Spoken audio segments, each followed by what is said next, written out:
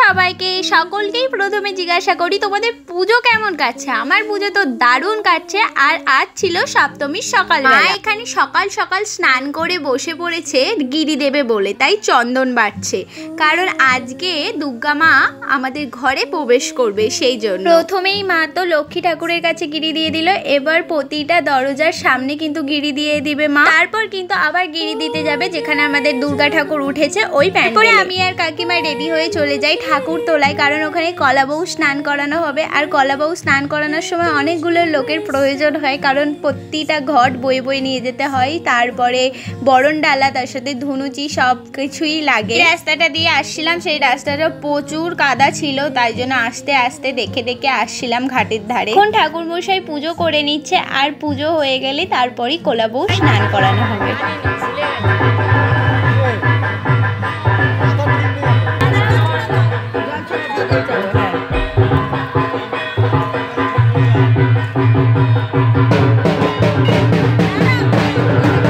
বউ তো স্নান করানো হয়ে গেছে। চলো এখন তোমাদের সাথে শেয়ার করি আমাদের গ্রামের দুর্গা মাকে। মিষ্টি হয়েছে না? আর মা যেমনই হোক, মা তো সবসময় মিষ্টি হয়, সেই তো। এরপর কৌশিকদা আদরকে নিয়ে একটু ঠাকুরতলায় ঘুরতে এসেছিল, আর ওখানে একটা খেলনা দোকান বসেছিল, সেখান দিয়ে দেখো এই গাড়িটা ওর পছন্দ হয়েছে, এটাই ও নিয়েওছে কিনে। সপ্তমীর সকালের ব্লগটা এখানেই শেষ করছি। সকলকে টাটা।